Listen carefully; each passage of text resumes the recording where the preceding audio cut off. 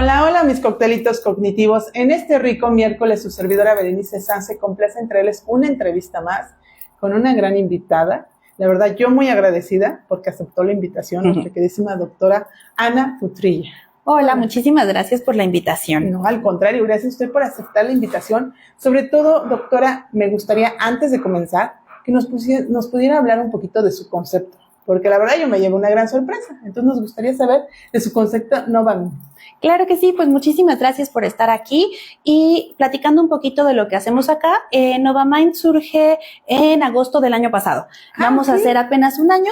Anteriormente sí, ya trabajábamos de manera conjunta, pero cada quien en su espacio, con un psiquiatra, otra psicóloga y yo como neuropsicóloga. Pero ya veíamos que necesitábamos como un espacio en común, porque de repente al referirnos pacientes como que se van perdiendo en el camino, ¿no? O saben que trabajamos juntos, pero cada quien está en un espacio, entonces no se notaba ese trabajo interdisciplinario.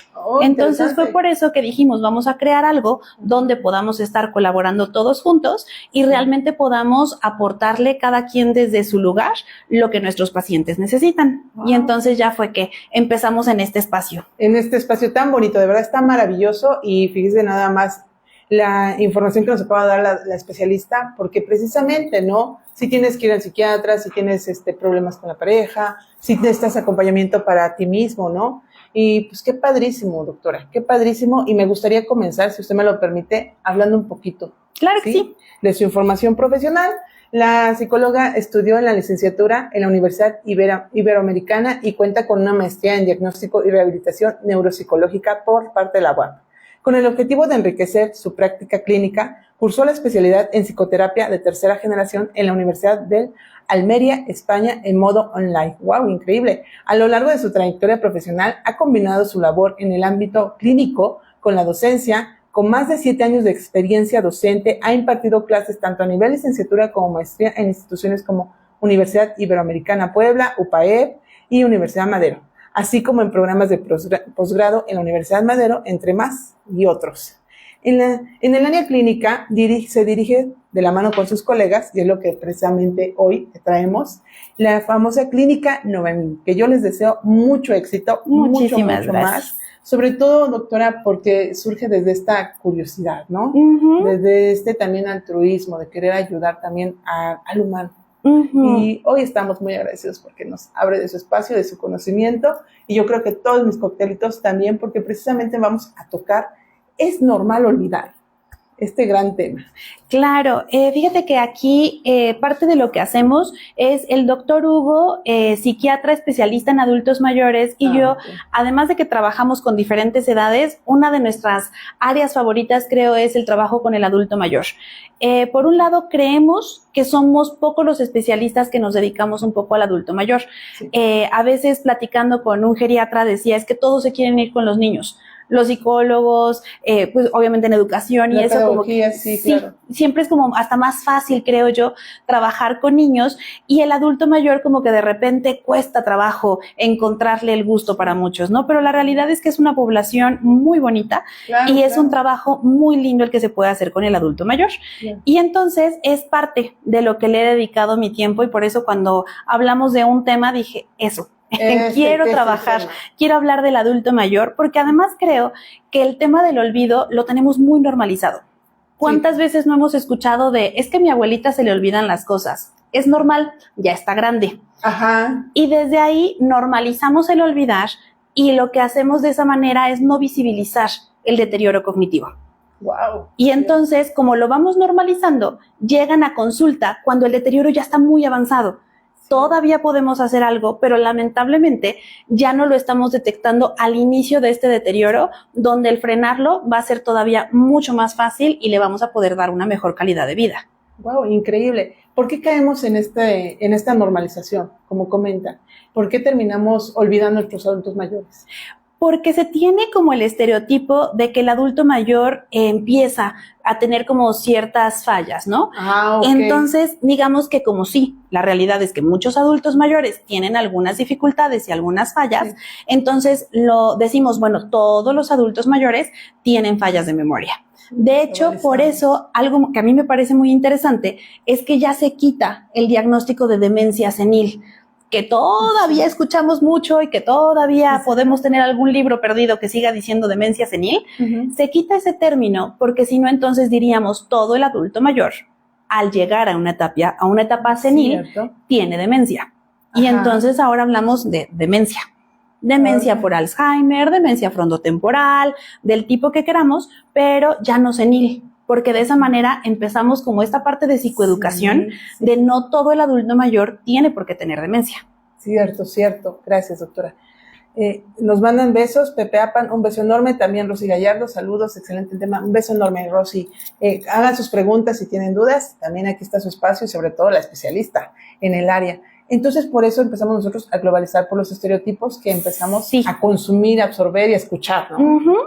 Pero el cerebro me encantó porque precisamente estudiando el tema tiene esta neuroplasticidad. Pero ¿qué pasa? ¿Por qué empezamos, a pesar de que tiene esta gran herramienta de neuroplasticidad, por qué vamos en decadencia? Porque digamos que el cerebro tiene como una programación, ¿no? Nacemos con una cantidad de neuronas, con una cantidad de conexiones, pero yo me imagino el cerebro de un niño pequeño como una masita tipo Play-Doh, ¿no? Es totalmente moldeable, todavía se puede modificar a nuestras necesidades y nuestro antojo. Claro. El problema es que la neuroplasticidad depende mucho de la actividad. Si tenemos estimulación, si estamos aprendiendo cosas, si estamos ejercitando, mantenemos esa neuroplasticidad. A medida que vamos dejando de hacer cosas, también esa neuroplasticidad va a disminuir. Si bien está programada para un tiempo, anteriormente se decía que la neuroplasticidad se acababa en la etapa infantil. Ahora sabemos que el adulto todavía tiene plasticidad cerebral, pero sí mucho menos que la de un pequeño. Pero la realidad es que incluso no llegando a adultos mayores, como adultos, hacemos las cosas muy automatizadas. No sé, si vamos a tomar la ruta de la casa al trabajo, siempre la misma. Si vamos a hacer algo, siempre de la misma manera. Entonces ahí estamos recorriendo como la misma vía cerebral una y otra vez, pero no estamos creando nuevas. Y entonces, si dejamos de ejercitar y como de moldear nuestra masita, pues llega un punto en que se va volviendo más rígida. Y entonces eso sucede con el adulto mayor. Hace cosas muy automáticas y además, ¿cuántas veces no pensamos en el adulto mayor descansando? Pero siempre les digo incluso a mis alumnos, descansas una semana, no descansas 15 años después de haberte jubilado, no descansas 10 años, porque eso también te lleva al aburrimiento y a que tus redes neuronales dejen de funcionar correctamente. Claro, dicen que qué currículum. Muchas gracias. Excelente currículum. Muy bien. Sí, yo también estoy maravillada por su gran currículum de la doctora. Entonces, tú te centras en especializarte justamente en la tercera generación.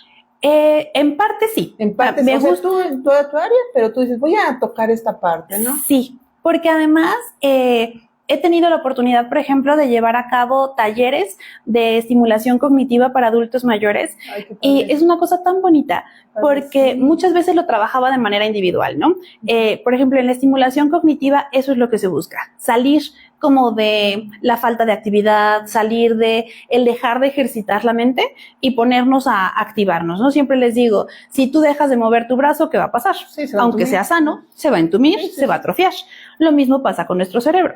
¿Cómo ejercitamos el cerebro? Con ejercicios de memoria, con ejercicios de atención, con ejercicios de planeación. Y entonces lo hacía yo de manera individual y es muy bonito. Pero de repente decía, bueno, el adulto mayor se va quedando muy solo. Y entonces a lo mejor socializa con su familia, con a lo mejor la vecinita, pero cada vez se va aislando. Y esta necesidad social se deja de cubrir. Cierto. ¿Y sabe qué pasa también, doctora? Cuando las amistades, bueno, dejemos la familia, ¿no? Las amistades empiezan a fallecer. Entonces van ellos quedando aislados. Literal.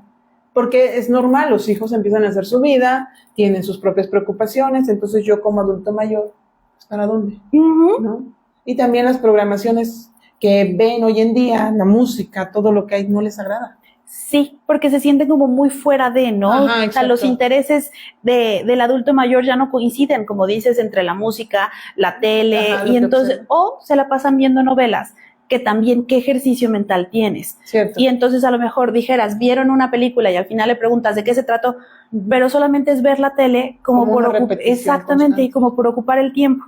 Y entonces empezamos a trabajar de manera grupal y vieras qué bonito es el trabajo, porque además hay como, no sé, si a alguien le cuesta trabajo, el de junto le ayuda, se apoyan, se ríen, entonces entra hasta esta parte de motivación, ¿no? Muchas veces vienen así como, ¿y yo qué voy a hacer ahí? ¿No? Así como que me suena como escuelita, pero ya al estar aquí se dan cuenta de lo bonito es que es interactuar con otras personas, de cómo se divierten, y para uno la verdad es súper enriquecedor, porque el adulto mayor se me hace una persona llena de experiencias, de cosas bien importantes que compartir, y entonces a veces solamente es dedicarle un ratito a que se abran para que te compartan un montón de cosas muy bonitas. Mucha información que tienen, ¿no? Sí. Yo creo que esta área donde se está especializando usted nos invita también a reconocer esa importancia, ¿no? Sí.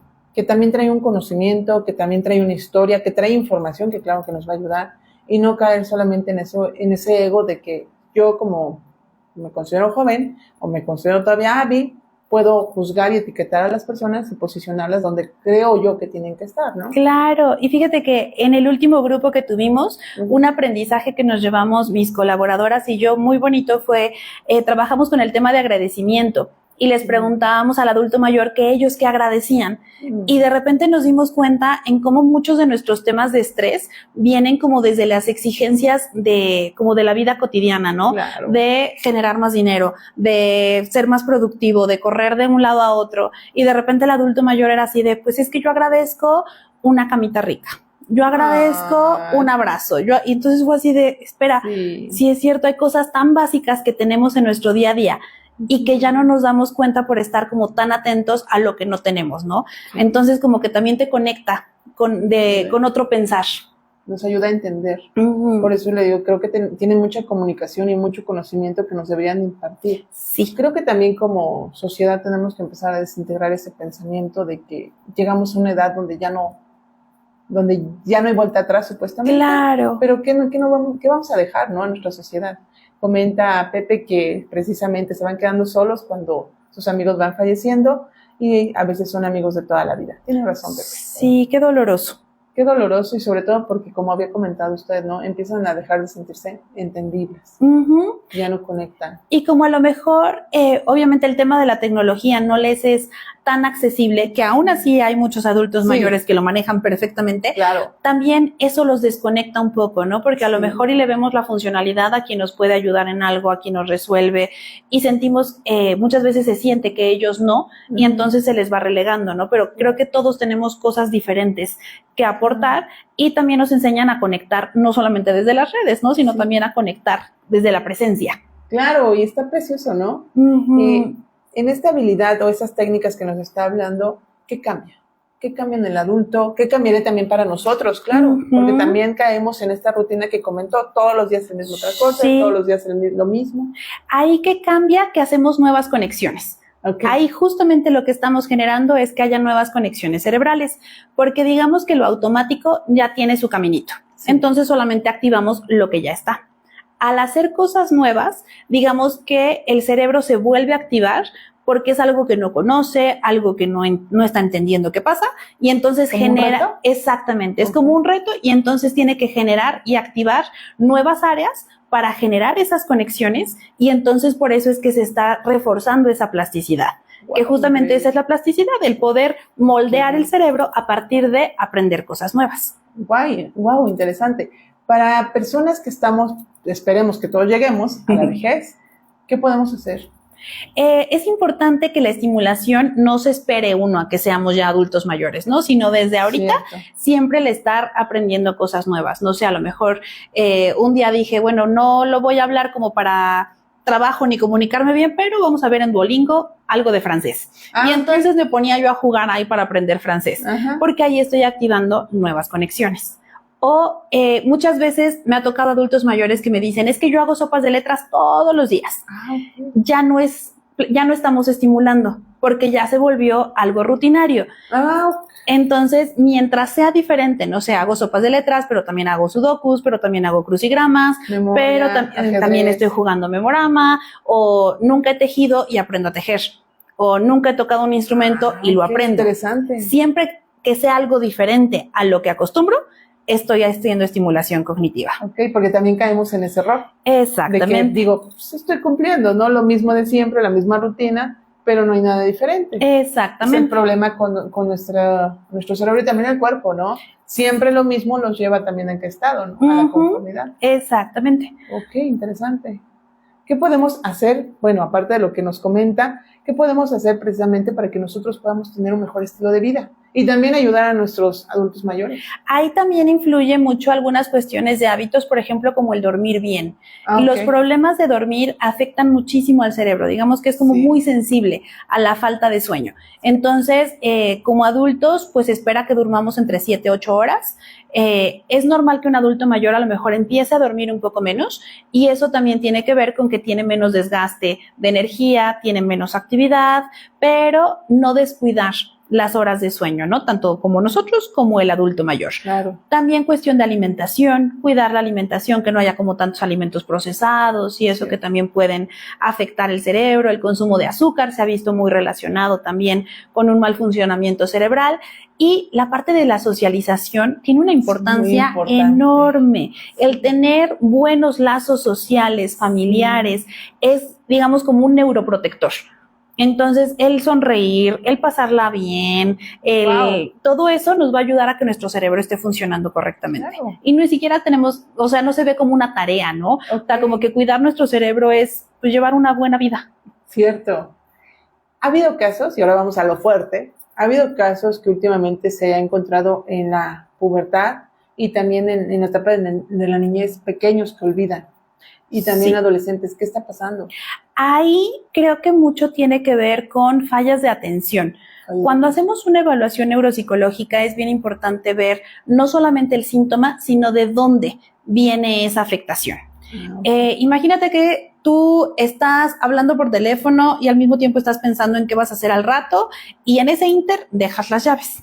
Sí. Cuando quieras buscar las llaves, no vas a saber dónde están, porque no pusiste atención a dónde las dejaste. Sí. Estabas haciendo otras 3 cosas simultáneamente y entonces cuando regresamos en nuestra memoria, eso ocupó muy poquito espacio de nuestra atención y por lo tanto no vamos a tener idea de dónde está.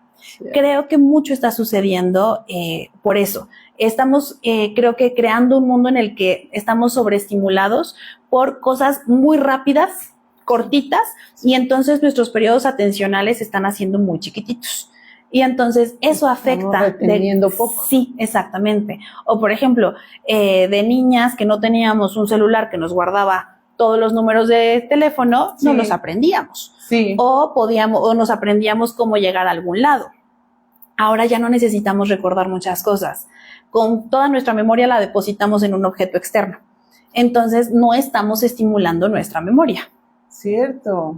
Antes recordabas direcciones, ¿no? O empezabas a analizar por acá, por allá.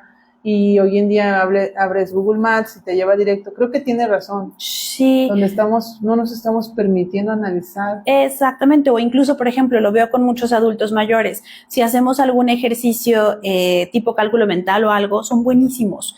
O sea, la mayoría son muy rápidos. Y me ha tocado incluso adultos con baja escolaridad que tienen una muy buena capacidad de solucionar ese tipo de problemas. Y cuando les preguntas, me dicen, es que cuando yo iba al mercado tenía que sacar mi cuenta en la mente. Y entonces también de esa manera lo trabajaban mucho, a diferencia de ahora, queremos sacar una cuenta y en automático es el celular y lo hace por nosotros. Ok, nos están preguntando, dice, ¿cuando eres músico te puede suceder? Sí. Creo que nos puede suceder a todos. A todos. Ahí digamos que en cuestión como de las diferencias de las profesiones, es bien interesante cómo cuando se analiza el cerebro de diferentes personas, digamos que la estructura cerebral sí es diferente. Sí. Una persona que es músico va a haber desarrollado otras áreas del cerebro, ¿no? Por ejemplo, la auditiva, incluso la parte sensorial, ¿no? Ajá. O sea, porque cómo va a acomodar sus manos para tocar cierto instrumento. Entonces, el cerebro sí es diferente, a lo mejor, a una persona, a unos psicólogos. Claro. Pero a final de cuentas, también les puede suceder. Exactamente. Aquí lo que podría ser que le aconsejemos a nuestro invitado, a Pepe Apan, sería que él intente desde su área musical también buscar otros géneros. Exactamente. Como reto. Exactamente, o a lo mejor otros instrumentos, como no quedarse en lo mismo, ¿no? Porque eso ya lo domina. Ya es algo que seguramente con los ojos cerrados lo puede tocar padrísimo. Claro. Entonces aquí es aprender algo nuevo. Wow, interesante. Padrísimo. Ya tiene la respuesta. Hay que ponernos a practicar nuevas cosas. Ok, muy interesante. En el aspecto de lo que le había preguntado de la pubertad, hay jóvenes que yo sé que, claro, pasaron por la primaria, ahorita ya están en la secundaria, la prepa, pero pasaron por la primaria y quiere decir que en algún momento las tablas de multiplicar fueron su comida, al menos en esa etapa, ¿no? Pero hoy en día no recuerdan las tablas de multiplicar, no recuerdan el álgebra, no recuerdan muchas cosas, lo cual pues sí preocupa, ¿no? Digo, sí me mueve un poco. Cuando yo me enteré, me di cuenta porque lo vi, su servidora lo vio, no dudo que ellos no lo hayan aprendido, pero ¿qué está pasando? Ahí también tiene que ver con el desuso. O sea, también hoy lo platicaba con mis alumnos, ¿no? Estábamos haciendo un ejercicio y estábamos hablando del abecedario. Y les digo que yo también estoy impactada que muchas personas ya no se saben el abecedario. ¿En serio el abecedario? El abecedario se les borra. Entonces empiezan A, B, ¿qué seguía? O te lo tienen que decir completito para poder recordar el abecedario, que ese es un ejercicio muy bueno. Sí, decir el abecedario en orden o al revés es un ejercicio mental muy importante, más cuando es al revés, porque no lo estás haciendo de manera automática y lo tienes que pensar para poderlo hacer. Wow. Pero el punto es que dejamos de utilizarlo. O sea, si decíamos que a lo mejor ya operaciones matemáticas no hacemos ni sumas, ahora menos una multiplicación. Entonces, siempre ejercitar ese tipo de cosas va a ser muy bueno. A veces yo les digo que incluso en el coche, o sea, no tenemos que sentarnos a hacer ejercicios cognitivos, ¿no? Cierto. Vas en el camino y vámonos en múltiplos de 7. Entonces tú dices uno, yo digo el otro y así nos vamos.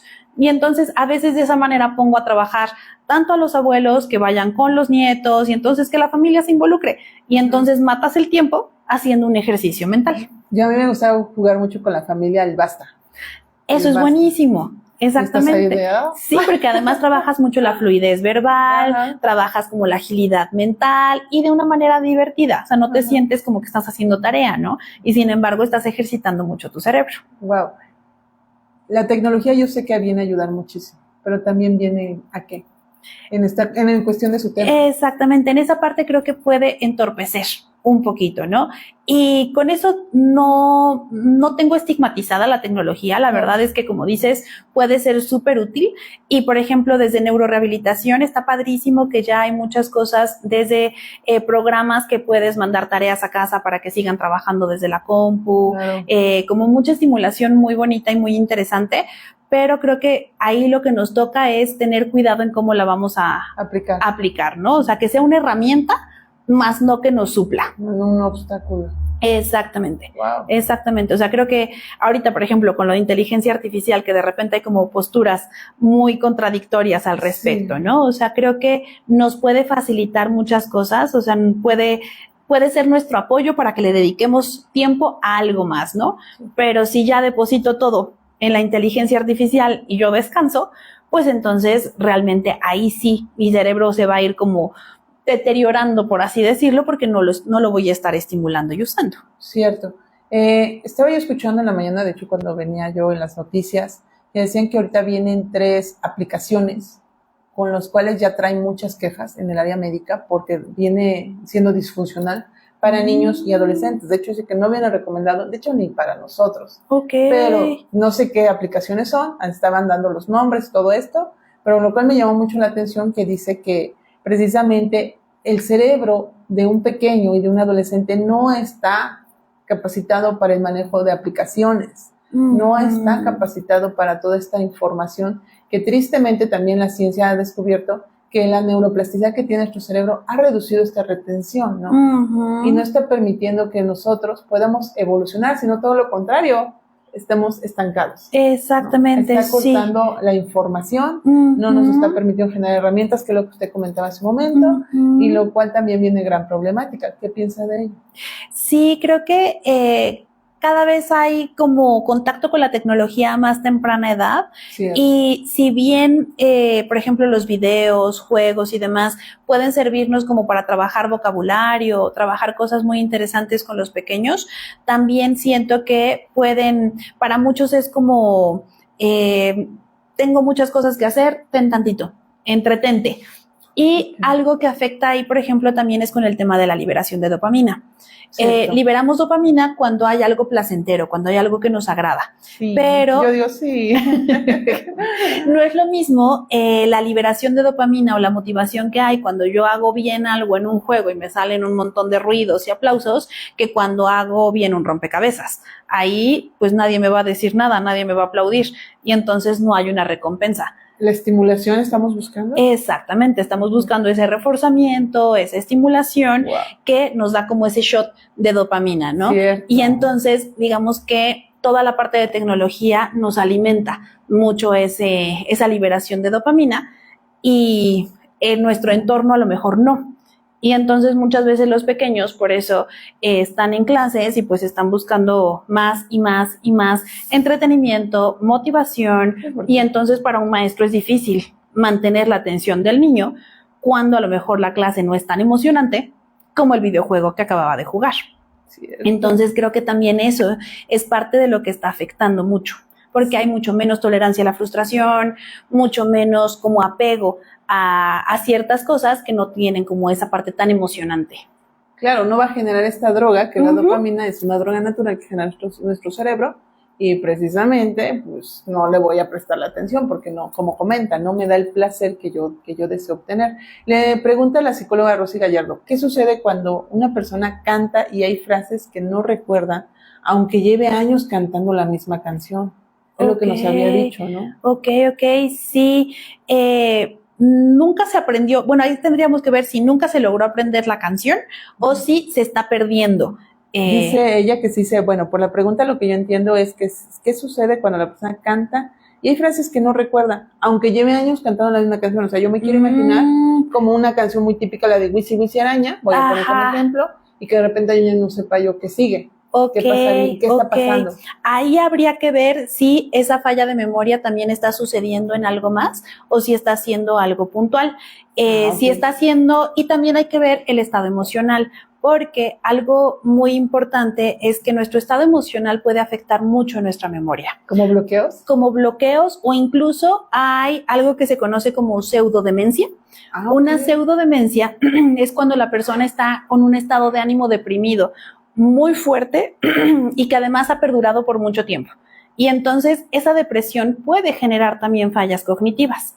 Y entonces pareciera que está teniendo fallas de memoria importantes, pero digamos que el abordaje va a ser atacar la depresión y no necesariamente lo cognitivo, porque mejorando el estado de ánimo también va a mejorar su funcionamiento cognitivo. Entonces, por eso también en una evaluación es bien importante revisar todo, porque si nos quedamos con un síntoma, podemos hacer un mal diagnóstico y por lo tanto una mala intervención. Qué interesante. Hay que revisar todo. Si la persona acaba de tener un duelo, si la persona, no sé, le llega una noticia. Sí, y ¿sabes qué? Hasta otros factores, a lo mejor más en cuestiones de salud, después de COVID se ha visto que ha habido muchas fallas cognitivas. Hay muchas personas que les afectó en estas funciones, ¿no? Ya sea en memoria, les ha afectado incluso en lenguaje, ha tenido como muchas repercusiones, o algunas cuestiones endocrinas, por ejemplo, como el tema de cuestiones tiroideas, puede repercutir también en fallas de memoria. O también puede ser biológico. Sí, o incluso como mujeres, al entrar en menopausia, puede haber fallas de memoria muy importantes, porque la baja de estrógenos repercute mucho en el cerebro. Y entonces puede ser que una empiece a tener ciertas fallas de memoria, pero no es necesariamente un deterioro cognitivo, ¿no? Sino son todos estos cambios hormonales que están repercutiendo en nuestro funcionamiento cognitivo. ¡Wow! Increíble. O sea, que también los factores sí van a entrar en el producto. Sí. Ok, interesante. Dice, esto que comento es una pregunta, esto que comentó en mi pregunta, ¿tiene algún nombre? Es lo que nos había dicho, ¿no? Esto como sí dio el nombre. ¿Pseudodemencia? Pseudodemencia. Ajá, la pseudodemencia es cuando hay una depresión muy fuerte que está ocasionando síntomas que parecen de una demencia. Ok. Entonces, eso también lo tenemos que checar en lo biológico. Exactamente. ¿Qué es lo que está pasando a la persona? Y también si biológicamente está entrando por algún cambio. Exactamente. Significativo. Sí. Wow, interesante. Dicen que en la menopausia es cuando más se acuerdan. Ok, en la menopausia es cuando más nos acordamos. Ok, sí. Y entonces en esta cognición que vamos teniendo a lo largo de la vida, porque siempre estamos recibiendo información, nosotros como especie humana tendemos que evolucionar. En lugar de estancarnos, lo ideal es evolucionar para la especie humana. Exactamente. ¿Qué es lo que nos lleva a este estancamiento? Aparte de entrar en conformidad, que sí lo tocó muy fuerte, entrar en una monotonía. Sí, también nuevamente la parte emocional creo que puede también llevar a ese estancamiento, ¿no? Una persona con depresión, una persona con ansiedad, sí, con ira constante. Exactamente, o también en un duelo, todo eso puede generar como falta de motivación. Wow, interesante. ¿Cómo podríamos trabajar? O cuando si yo tuviera un hijo, bueno, en mi caso, bueno, sí, también podría ser un hijo, pero en el caso de mi madre, mi padre, ¿cómo podemos darnos cuenta que algo está pasando? Es importante ver como los cambios que pueda presentar la persona, ¿no? O sea, porque a veces, por ejemplo, retomando la parte del adulto mayor, tenemos la idea de que la depresión es que la persona esté llorando todo el tiempo. Y el adulto mayor no necesariamente va a estar llorando o no se va a ver triste. Un adulto mayor en depresión usualmente se ve enojado.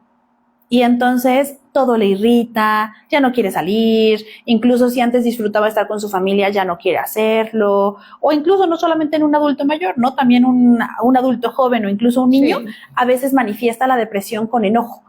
Entonces ver si a lo mejor siempre ha sido enojoncito, pues no es algo anormal. Pero si su estado de ánimo ha cambiado, si lo que antes le interesaba ya no, entonces sería como una señal de alarma. Bueno, tiene otra pregunta, tiene mucho público. Dice la doctora Angie Díaz, ¿hay diferencia de diagnóstico entre la pseudodemencia y el TDA? Sí. Para empezar, el TDA es un trastorno del neurodesarrollo. Hablamos que es un trastorno del neurodesarrollo porque inicia en una etapa infantil. Se puede a veces diagnosticar ya hasta una etapa adulta, porque a lo mejor no se detectó anteriormente, pero siempre va a iniciar desde pequeña, desde ser pequeños, y ahí lo que afecta principalmente son cuestiones de atención. En estas fallas atencionales se pueden generar fallas de memoria. No es común escuchar a una persona con TDA que dice que todo pierde, que todo se le olvida, pero el factor primario es que la atención está fallando.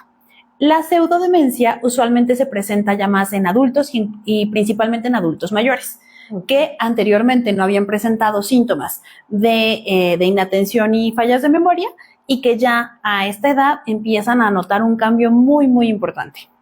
Wow, entonces sí podemos diferenciarlo. Sí. Perfecto. O sea, cuando un niño se viene con este desarrollo que dicen, no presta atención, todo se le olvida, todo eso, sí puede haber un diagnóstico en TDA. Exactamente. O también lo que había comentado usted era que puede estar pasando por un suceso que en lugar de manifestarlo como depresión en el llanto, puede manifestarlo desde la ira. Exactamente. Y por eso también en los pequeños, para poder hacer un diagnóstico de TDA, tenemos que tener claro cómo comenzó. O sea, si fue algo repentino, bueno, ¿qué está pasando en el entorno? A lo mejor una separación, a lo mejor una pérdida, y eso lo llevó a presentar estos cambios en su atención, ¿no? O siempre ha sido disperso, pero ahorita se nota más porque entró a una etapa más compleja y entonces no hay quien ya no le están checando las calificaciones y las tareas y entonces ahora se nota más. Entonces sí pudiéramos hablar más de TDA. Ah, ok, muy interesante. Entonces, el tratamiento es diferente, comenta. Sí. ¿Qué tratamiento se llevaría? En dado caso, ¿usted también atendería TDA? Sí, de hecho también es un tema que me gusta mucho, tanto el diagnóstico como la intervención de TDA. Y ahí algo que hemos platicado igual con mis colaboradores es que hay de repente como un sobrediagnóstico de TDA. Okay. Hace rato mencionábamos que la parte de la dopamina tiene mucho que ver con la búsqueda de placer, ¿no? Y entonces muchas veces empieza a haber como el no poder pasar mucho tiempo en una actividad porque me aburro y quiero buscar más dopamina y entonces cambio. Sí. Y ahí tendríamos que diferenciarlo de si es meramente TDA o solamente es que ya me aburro muy fácil por la estimulación de mi entorno. Ah, wow, interesante. Entonces, por ejemplo, ahí tendríamos que irnos a todos los criterios del DSM, hacer una evaluación para ver realmente si es TDA o no es TDA. Okay. Y para eso, por ejemplo, en una evaluación neuropsicológica, revisamos atención, planeación, clasificación, memoria de trabajo, revisamos todas las funciones ejecutivas para ver si eso no es. Ok, perfecto. ¿Y el tratamiento que es para los pseudo... Ay, ¿La pseudodemencia? la pseudodemencia, qué rápido olvidé. La pseudodemencia. Ahí sí es bien importante que sea con psiquiatra, porque al estar asociado a una depresión profunda, lo más seguro es que requiera tratamiento psiquiátrico. Y acompañamiento psicológico. Y acompañamiento psicológico, Okay. Para que justamente se trabaje como con la parte química de que está ocasionando la depresión, pero también como la parte emocional y situacional. Ok, hay una pregunta muy buena de María Torres. Dice, hola, buenas tardes, excelente programa. Dice, pregunto en mi caso, vivo momentos y lugares y siento haber estado ahí. ¿Es normal? O sea, como que de repente siente que sí, ¿qué pasó? ¿Por qué me perdí este lapso? ¿Dónde perdí la memoria? Eso de hecho se conoce como una falla cualitativa de la memoria. Okay. A veces se le da como una explicación mágica que el déjà vu o cosas así, ¿no? Sí, claro. Pero la realidad es que sí puede ser una falla cualitativa de la memoria, porque digamos justamente eso, ¿no? Como no hay total conciencia de pasó, no pasó, como si se desorganizara esa información. El cerebro. ¿Y qué puede hacer en ese caso? ¿Qué puede hacer? Podría revisar si le sucede en periodos de mucho estrés. Okay, que pudiera hacer eso. Ok, entonces en periodo de mucho estrés yo puedo perder un lapso de memoria. A lo mejor no perder como tal la memoria, pero sí como tener ciertas fallas ligeras de memoria. O sea, que no llega a ser un trastorno muy severo o no llega a ser un trastorno severo, pero sí digamos que como la concepción de la información o de la memoria se puede ver como un poquito alterada por el exceso de cortisol y por el exceso de estrés que se vive en ese momento. El cortisol se va de la mano con el estrés. Muy bien. ¿Qué puedo hacer si ya me estoy dando cuenta que si estoy perdiendo las llaves o que a veces digo, es que lo puse acá y no fueron acá y resulta que no lo encuentro? ¿Qué puedo hacer? Ahí podríamos empezar a trabajar con el manejo del estrés. Trabajar mindfulness podría ser de mucha utilidad porque es el estar presente. La respiración. Exactamente. Entonces hacer respiraciones, estar como aquí y ahora, eso podría también como ayudar a que se le preste más atención a la información y no haya después estas fallas de memoria. Ok, eso podría ayudar mucho. Ya oíste, hay que ponerlo en práctica. Ok, como adultos, porque vamos, como le había comentado, vamos evolucionando y ojalá y todos lleguemos, ¿verdad? A la vejez. Pues buscamos también, pero también el ritmo de vida, ustedes saben, es muy acelerado, la demanda también de una sociedad y los estatus y los estereotipos y todo. ¿Cómo puedo yo buscar este cambio, esta herramienta, ¿no? De no sentirme tan estresado, a pesar de que estoy en un entorno constantemente demandante. ¿Cómo podría yo? Ahí creo que es importante como hacer una pausa y empezar a trabajar con el autocuidado. Justamente hace no mucho una compañera y yo dimos un taller de autocuidado para personal de salud mental y hablábamos de cómo justamente el entorno nos lleva fácilmente al burnout, ¿no? Y sentirnos quemados justamente conlleva ansiedad, depresión, el estar con exigencias altísimas. Y entonces el trabajar con el autocuidado es como una manera de volver a regresar a uno, ¿no? Y podemos hacer desde mindfulness, desde estar presente, desde, por ejemplo, en algún momento yo empecé a decir, voy a trabajar sábados cada 15 días.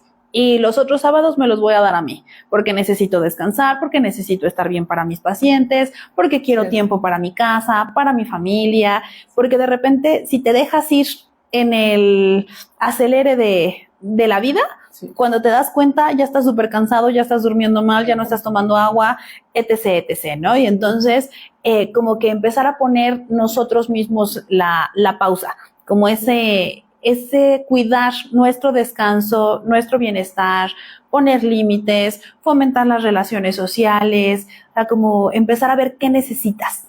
Exacto, generar un cambio. Yo creo que primero detenerte, ¿no? Exactamente. A ver qué está pasando. Sí, porque en el acelere no te das cuenta de qué necesitas. Ok.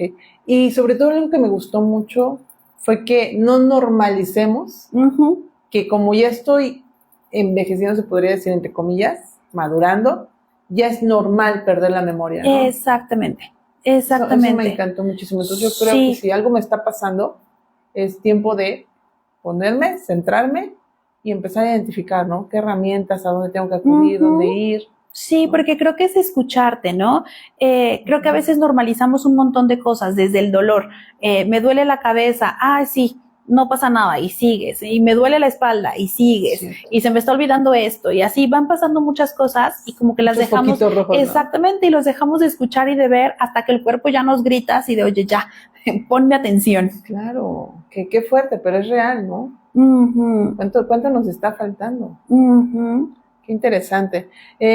Dice la psicóloga Angie, dice, y en caso de, por ejemplo, estar manejando y llegar al lugar, pero sin registrar sin registrar el camino, eso también me pasó a mí, y yo me identifico con las preguntas, como tipo lagunas. Ajá. ¿Eso sería más un síntoma de qué? ¿Igual de estrés? Puede ser de estrés y también puede ser de falla en la atención. Que hacemos ya las cosas tan automáticas que ya no estamos presentes en lo que estamos haciendo. Y estamos pensando en 1000 cosas al mismo tiempo, porque creo que algo con lo que nos bombardearon que es terrible es el multitasking. Como creíamos que estar haciendo multitasking era signo de productividad, ¿no? Estoy viendo una serie, pero estoy trabajando, pero además estoy hablando con mi mamá. Y entonces hago 1000 cosas a la vez y entonces me siento súper productiva. Uh-huh. Pero la realidad es que en el multitasking solamente te estás saturando y no estás haciendo nada correctamente. Y aparte todo lo que generas en tu cuerpo. Exactamente. Y entonces eso, de repente, pues al mismo tiempo medio vas checando el celular y te quieres ir pintando y quieres ir haciendo 1000 cosas en el coche y no estás presente en la ruta. Entonces es como regresar a una cosa a la vez, estar como más presente. Sí, lo que dice ella, yo también lo he sentido así como de repente llegué y no supe si puse, de verdad a veces me ha pasado que ¿sí todos eran verde? Y lo cual ya preocupa. Sí, ¿no? Porque vas en automático. Exacto, porque vas en automático. A veces pareciera que manejo, pero realmente no sé si manejé o cómo llegué aquí, ¿no? Sí. Entonces, eso es un problema. Sí, mucho de atención y de estrés. De estrés y atención. Ok, perfecto, qué bueno que está la experta frente a mí y que me da toda la información que requerimos. Dice que gracias por su respuesta, todo es muy claro y acertado. Ay, muchas gracias. La psicóloga, sí. La verdad, sí, considero que sí nos falta mucho, sobre todo detenernos, como comenta, hay ritmos de vidas o mejor dicho, modas que se nos van implementando y las vamos agarrando como para, ¿cómo lo voy a decir? Según para ser más útiles, sí. Pero terminamos entorpeciendo también nuestro cuerpo, exigiéndole más, y eso también nos va a traer una factura, ¿no? Una problemática en un futuro. Claro, y de ahí vienen los problemas de sueño, y de ahí vienen un montón de cosas. Ya no puedes dormir, trae la ansiedad, el cortisol, todo elevadísimo. Y ahorita tocando, me lleva el recuerdo que antes como mamás, pues se nos exigía mucho, exigíamos también al pequeño muchas carreras, muchos, ¿cómo le llaman? Muchas actividades, mucho de todo eso. ¿Eso es funcional? ¿O también? Sí y no. O sea, es bueno que tengan actividades, que aprendan otras cosas, pero creo que es regresar a nada en extremo. Okay. O sea, el niño también necesita un espacio hasta para aburrirse, porque en el aburrimiento viene la creatividad, viene el solucionar, y entonces si lo tienes saturado desde las 6 de la mañana hasta las 8 de la noche, en ningún momento el niño va a poder explorar, va a poder ser espontáneo, creativo, va a poder ser creativo. Es algo que a los niños los identifica mucho, ¿no? Su creatividad. Sí, entonces sí tener tiempos de puro ocio. Tener cuidado también. Sí, porque llegó una moda, no sé si todavía siga, donde los chiquillos los tenían en todo lo posible, ¿no? Idiomas, clases de matemáticas, karate, natación, no sé cuántas y está padrísimo porque aprenden un montón de cosas, pero también se cansan. Sí, claro, y también cuánto retenemos. Ahí, fíjate que sí está la parte padre de que el niño todavía es, como dicen, como esponjita, ¿no? Entonces realmente sí puede aprender un montón de cosas. Realmente no es como que se le vaya a saturar su disco duro, pero también es importante la parte del interés. O sea, si al pequeño le interesa, va a estar la motivación, pero si ya viene como desde imposición, desde exigencia, puede conllevar a otras cosas no tan agradables, ¿no? O sea, que sea un niño cansado, que sea un niño saturado, que sea un niño estresado. Entonces también es importante ver si lo necesita y lo desea o no el pequeño. Ok. Y doctora, antes de finalizar, en su trabajo con personas de la tercera generación, decía, ¿cuál es lo más satisfactorio que puede ver? Ay, sí, es un trabajo súper bonito. La verdad es que el ver la mejoría que tienen, el ver cómo a lo mejor de repente se les olvidaban las cosas y ya están pudiendo recordar mejor, cómo su calidad de vida va mejorando, Sí. a veces hasta con el hecho de que se acuerden de mi nombre, que a lo mejor llevamos meses trabajando y nada más no se lo logran acordar y de repente así de Ana, es así de qué bonito. Y aparte que se forman lazos muy lindos. Son, todas las personas tienen algo muy bonito que aportar, pero los adultos mayores, como que me he llevado momentos muy lindos, de mucho cariño, de conexión muy linda. Creo que es una edad con la que me encanta trabajar. Sí, maravilloso. Doctora, antes de finalizar, y otra pregunta, a ver. No, ya. Es toda la pregunta. Antes de finalizar, doctora, nos gustaría saber dónde la podemos encontrar, si nos puede regalar, pues sí, su información profesional. Claro que sí. Su información para contactarla. Claro que sí. Y también aquí su espacio. Claro que sí. Nos encontramos sobre Camino Real, entre Zabaleta y Boulevard Atlisco. Y nos pueden buscar en Instagram y en Facebook como Clínica Nova Minds. O también está mi Instagram de Ana Utrilla, neuropsicóloga. Sí, muy bien, excelente. Y antes, para cerrar, doctora, ¿con qué quiere que nos demos cuenta? ¿Qué nos invita? Los invito a, creo que lo que decíamos en un principio, no normalizar todo aquello que nos esté haciendo daño o que pueda ser como un foquito rojo, ¿no? Sí. Escuchar nuestro cuerpo, escuchar nuestras necesidades, creo que es una manera de consentirnos, de cuidarnos y de sentirnos bien. Sobre todo identificarnos, ¿no? Sí. Como había comentado, pues yo estoy muy feliz por el día de hoy, por el espacio, por todo lo que se ha permitido, por el conocimiento amplio que nos acabamos de obtener y sobre todo por el darme cuenta. Me doy cuenta que tengo ya que empezar a cambiar, empezar a dejar de justificar mis hábitos y buscar otros nuevos, los cuales estoy a tiempo, ¿no? Y sobre todo, ¿qué tipo de envejecimiento quiero llegar a obtener? Exactamente. Creo que eso es súper importante. ¿Y qué tipo de vida, no? Yo creo que sí me daría un poco de miedo olvidar ciertos recuerdos que son significativos para mí. Sí. Y yo creo que para todos los que nos están viendo.